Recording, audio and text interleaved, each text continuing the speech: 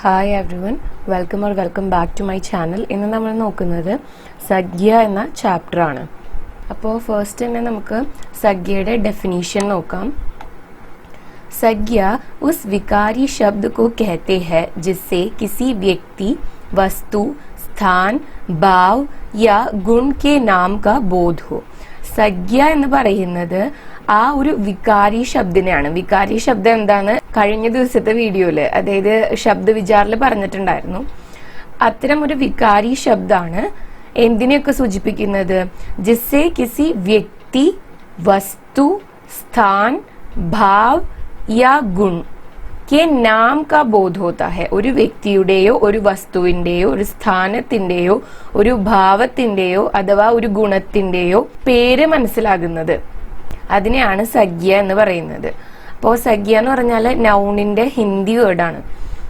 ജैसे മോഹൻ, പുസ്തക്, വിദ്യാലയ്, ഹസി, ഖുഷി, ദയ ആദി. അപ്പോൾ ഈ ഇവിടെ അണ്ടർലൈൻ ചെയ്തിട്ടുള്ള ഭാഗം, അതായത് വ്യക്തി, വസ്തു, സ്ഥാൻ, ഭാവ് യാ ഗുൺ, ഈ കാര്യങ്ങൾ എന്തായാലും ഓർത്തു വെക്കണം. കാരണം ഇതിനെ ബേസ് ചെയ്തിട്ടാണ് അടുത്ത ക്ലാസിഫിക്കേഷൻസ് വരുന്നത്. അപ്പൊ ഇതിൽ പറയുകയാണെങ്കിൽ മോഹൻ എന്ന് പറയുന്നത് ഒരു വ്യക്തിയുടെ പേരാണ്. പുസ്തകം എന്ന് പറയുന്നത് എന്താണ്? ഒരു വസ്തുവാണ്. വിദ്യാലയ്, അതുപോലെ തന്നെ വിദ്യാലയിനെ ഒരു സ്ഥാനിൽ പെടുത്താം. ഹസി, ഖുഷി, ദയ എന്നൊക്കെ പറയുന്നത് ഭാവ് അല്ലെങ്കിൽ ഗുൺ ആണ്. അപ്പോൾ ഇങ്ങനത്തെ കാര്യങ്ങളെയൊക്കെ ഡിനോട്ട് ചെയ്യണ വേർഡ്സിനെയാണ് സഖ്യ എന്ന് പറയുന്നത്. സഖ്യ की मुख्यतः 3 भेद है: व्यक्तिवाचक सज्ञा, जातिवाचक सज्ञा और भाववाचक सज्ञा. അപ്പൊ സഖ്യയുടെ 3 ഡിവിഷൻസ് ആണുള്ളത്: വ്യക്തിവാചക, ജാതിവാചക, ഭാവവാചക. ഇനി ഓരോ ഡിവിഷനും എന്താണെന്ന് ഡീറ്റെയിൽഡ് ആയിട്ട് നോക്കാം. വ്യക്തിവാചക സഖ്യ, जिस संज्ञा के द्वारा किसी व्यक्ति, वस्तु अथवा स्थान का बोध होता हो उसे വ്യക്തിവാചക സംജ്ഞ कहते हैं. അതായത് ഏതൊരു വാക്കിൽ നിന്നാണോ ഒരു വ്യക്തിയെ കുറിച്ചോ അല്ലെങ്കിൽ ഒരു വസ്തു അഥവാ ഒരു സ്ഥലം അതിനെ കുറിച്ച് നമുക്ക് മനസ്സിലാകുന്നത്, അത്തരം വാക്കുകളെയാണ് വ്യക്തിവാചക സംജ്ഞ എന്ന് പറയുന്നത്. ഇതുകൊണ്ടാണ് ഞാൻ സംജ്ഞയുടെ ഡെഫിനീഷൻ നന്നായിട്ട് പഠിക്കാൻ പറഞ്ഞത്. കാരണം അതിലത്തെ ആദ്യത്തെ 3 കാറ്റഗറീനെ ഉൾപ്പെടുത്തുന്നതാണ് ഫസ്റ്റ് ഡിവിഷൻ ആയിട്ടുള്ള വ്യക്തിവാചക സംജ്ഞ. ഇനി വ്യക്തിവാചക സംജ്ഞയ്ക്ക് എക്സാമ്പിൾ ആണ് മോഹൻ, ഗംഗ, ഹിമാലയ്, ദില്ലി ആദി. രണ്ടാമത്തെ കാറ്റഗറിയാണ് ജാതിവാചക സംജ്ഞ. जो संज्ञा एक जाति के समस्त प्राणियों अथवा पदार्थों का बोध कराती है उसे जातिवाचक संज्ञा कहते हैं. जैसे मनुष्य, नदी, पहाड़, पुस्तक आदि. അതായത് ഒരു ഗ്രൂപ്പിനെ ഡിനോട്ട് ചെയ്യുന്ന തരം വാക്കുകളെയാണ് ജാതിവാചക സംജ്ഞ എന്ന് പറയുന്നത്. ഇപ്പോ മനുഷ്യ എന്ന് പറയുമ്പോൾ മനുഷ്യരെ മൊത്തമായിട്ടാണ് ഉദ്ദേശിക്കുന്നത്. നദി എന്ന് പറയുമ്പോൾ എല്ലാ നദികളെയും, അതിൽ ഏത് നദിയെയാണ് അല്ലെങ്കിൽ മനുഷ്യരിൽ തന്നെ ഏത് വ്യക്തിയെയാണെന്ന് എടുത്തു പറയല്ല, ഒരു ഗ്രൂപ്പിനെ ഉദ്ദേശിക്കുന്ന വേർഡ്സ്, അത്തരം വേർഡ്സിനെയാണ് ജാതിവാചക സംജ്ഞ എന്ന് പറയുന്നത്. നെക്സ്റ്റ് വരുന്നതാണ് ഭാവവാചക സംജ്ഞ. जो संज्ञा किसी पदार्थ के गुण, अवस्था अथवा व्यापार का बोध कराती हो वह भाववाचक संज्ञा कहलाती है. जैसे हंसी, खुशी, लड़ाई, सौंदर्य, प्यार, मनुष्यता, सच्चाई, बुढ़ापा आदि.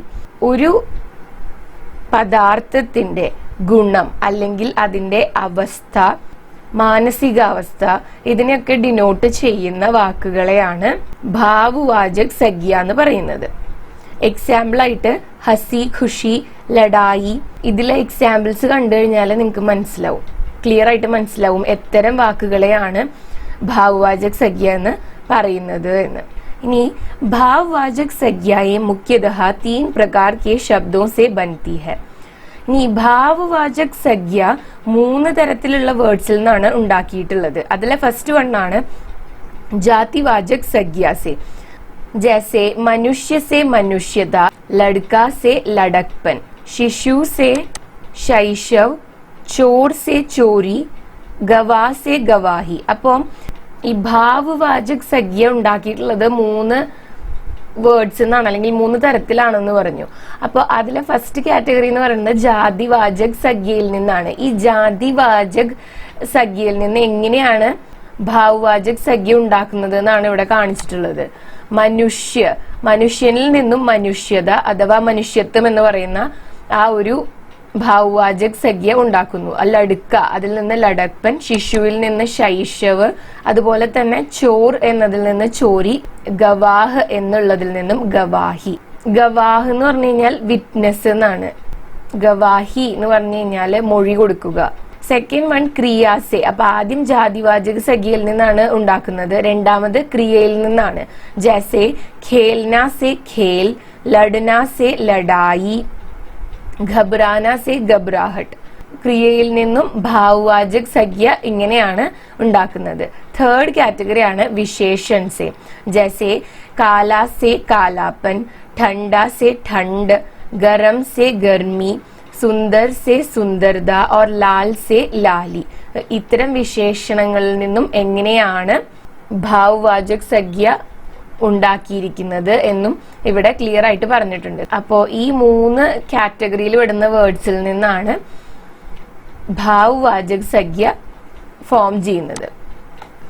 उपर्युक्त संज्ञाओं के अतिरिक्त अंग्रेजी व्याकरण के आधार पर 2 अन्य प्रकार की संज्ञाएं भी मानी जाती है. അപ്പൊ ഇത്ര നേരം നമ്മൾ സംസാരിച്ച സംഖ്യകൾ കൂടാതെ അംഗ്രേസി വ്യാകരണം, അതായത് ഇംഗ്ലീഷ് ഗ്രാമർ അനുസരിച്ചിട്ട് 2 കാറ്റഗറി സംഖ്യ നൗണും കൂടി വരുന്നുണ്ട് എന്നാണ് പറയുന്നത്.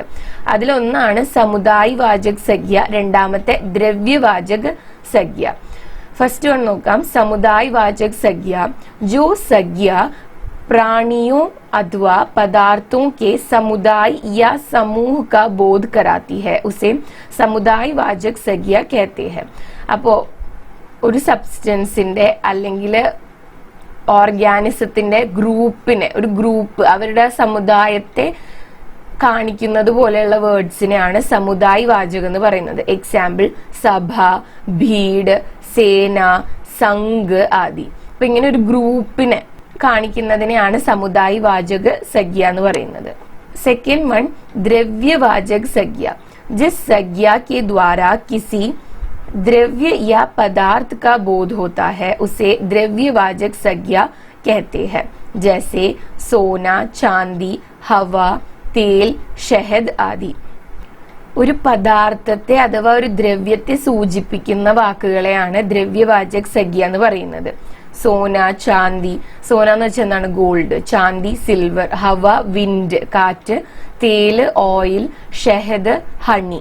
അപ്പോ ഇങ്ങനെ എന്തെങ്കിലും ഒരു പെർട്ടിക്കുലർ സബ്സ്റ്റൻസിനെ കാണിക്കുന്ന നൗണിനെ അല്ലെങ്കിൽ സംഖ്യയാണ് ദ്രവ്യവാചക സംഖ്യ എന്ന് പറയുന്നത്. हिंदी में समुदाय वाचक और द्रव्यवाचक संज्ञाएं जातिवाचक संज्ञा के अंतर्गत आती है. अतः अधिकांश विद्वान उपर्युक्त दोनों भेदों को स्वतंत्र रूप से नहीं मानते हैं. അപ്പോ ഇത് ഇംഗ്ലീഷിലെ നൗണിന്റെ ഡിവിഷൻ അനുസരിച്ച് ഹിന്ദിയിൽ ജസ്റ്റ് ഒന്ന് കൊടുത്തിട്ടുള്ളതാണ് ഈ 2 കാറ്റഗറിയും. ആക്ച്വലി ഇത് രണ്ടും ജാതിവാചക സംഖ്യയിൽ തന്നെയാണ് വരുന്നത്. ഹിന്ദിയിൽ ഇതിന് ഇൻഡിപെൻഡന്റ് ആയിട്ടുള്ള എക്സിസ്റ്റൻസ് ഇല്ല. संज्ञाओं के रूपांतर. संज्ञाओं में लिंग, वचन और कारक के कारण जो विकार होता है उन्हें संज्ञाओं के रूपांतर कहते हैं. അപ്പോൾ നമ്മൾ സംഖ്യയുടെ ഡെഫിനിഷനിൽ പറഞ്ഞിട്ടുണ്ടായിരുന്നു സംഖ്യ ഒരു വികാരി ശബ്ദമാണെന്ന്. അപ്പോൾ ഈ സംഖ്യകൾക്ക് ഒരു സെന്റൻസിൽ ഉപയോഗിക്കുന്ന സമയത്ത് ലിംഗ്, വചൻ, കാരക് ഇതിനനുസരിച്ചിട്ട് ഈ വേർഡ്സിലെ മാറ്റങ്ങൾ വരും. അതിനാണ് संज्ञाओं का रूपांतर എന്ന് പറയുന്നത്. उदाहरण के लिए लड़का खेलता है एक मूल वाक्य है जो लिंग के अनुसार लड़की खेलती है, वचन के अनुसार लड़के खेलते हैं और कारक के अनुसार लड़के को खेलने दो में बदल जाता है. അപ്പോൾ ഇതിന് എക്സാമ്പിൾ ആയിട്ട് പറഞ്ഞിട്ടുള്ളത് ലഡ്ക ഖേൽത്ത ഹെ എന്ന് പറഞ്ഞിട്ടുള്ള ഒരു സെന്റൻസ്, ഒരു കോമൺ ആയിട്ടുള്ള ഒരു സെന്റൻസ് തരുന്നു.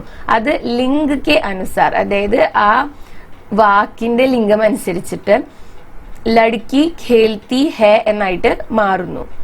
വചൻ കെ അനുസാർ, വചൻ എന്ന് പറയുമ്പോൾ സിംഗുലർ ആണോ പ്ലൂറൽ ആണോ എന്ന് നോക്കിയിട്ട്. അപ്പൊ ഇവിടെ പ്ലൂറൽ ആയിട്ടുള്ള ഒരു നൗൺ കൊടുത്തു ലഡ്കെ. അപ്പൊ ലഡ്കെ ഖേൽത്തെ ഹെ എന്നായിട്ട് മാറാണ്. ഓർ കാരക് കെ അനുസാർ, കാരക് എന്ന് പറഞ്ഞാൽ കാ കെ കി, ആ അതിന്റെ യൂസിനനുസരിച്ചിട്ട് ലഡ്കെ കോ ഖേൽനെ ദോ, എന്നായിട്ട് മാറുന്നു. ഇതിനാണ് സഖ്യാവും ക രൂപാന്തർ എന്ന് പറയുന്നത്. ഇനി ഇതിന്റെ ഡീറ്റെയിൽഡ് ആയിട്ടുള്ള എക്സ്പ്ലനേഷൻ ആണ് താഴെ എഴുതിയിരിക്കുന്നത്. ഇതിലെ ഓരോ ഇപ്പൊ ഈ പറഞ്ഞിട്ടുള്ള മൂൽ വാക്യയിലെ ഓരോന്നും എന്തിനെയാണ് ഡിനോട്ട് ചെയ്യുന്നത് എന്ന്. യഹാ പർ മൂൽ ശബ്ദ ലഡ്ക ഹെ. അപ്പൊ ഇവിടുത്തെ മെയിൻ വാക്ക് എന്താണ്? ലഡ്ക ആണ്. ഇസ്കാ രൂപാന്തർ ലഡ്കി ബന. ലഡ്ക ശബ്ദ പുരുഷ വാചക് അഥവാ പുല്ലിംഗ് था, उसे स्त्रीवाचक बनाने के लिए लड़की में बदलना पड़ा, जो लिंग के आधार पर संज्ञा के रूपांतर का ഉദാഹരണം ഹെ. അപ്പൊ ഇവിടെ മൂൽ ശബ്ദ ലഡ്ക എന്നായിരുന്നു. അതിനെ ലിംഗ് അനുസരിച്ചിട്ട് സ്ത്രീലിംഗാക്കി മാറ്റിയപ്പോൾ ലഡ്കി എന്നാക്കിയിട്ട് മാറ്റേണ്ടതായിട്ട് വന്നു. അപ്പൊ അതാണ് ലിംഗത്തിനെ ബേസ് ചെയ്തുകൊണ്ട് സഖ്യയുടെ രൂപാന്തർ എന്ന് പറയുന്നതിന് ഒരു എക്സാമ്പിൾ. ഇനി इसी प्रकार दूसरे वाक्य में लड़का शब्द लड़के में परिवर्तित हुआ.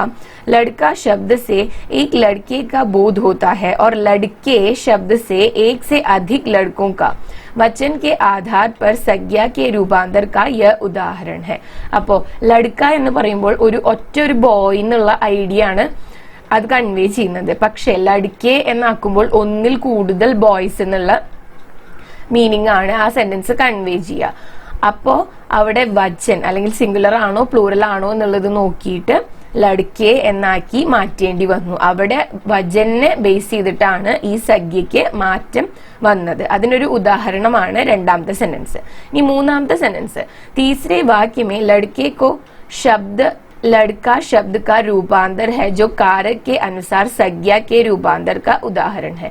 മൂന്നാമത്തെ സെന്റൻസിൽ ലഡ്കെ കോ എന്നുള്ള വാക്ക് മൂൽ ശബ്ദമായിട്ടുള്ള ലഡ്ക അതിന്റെ കാരകിനനുസരിച്ചിട്ടുള്ള മാറ്റമാണ് കാണിക്കുന്നത്. അതിനൊരു ഉദാഹരണമാണ് മൂന്നാമത്തെ സെന്റൻസ്.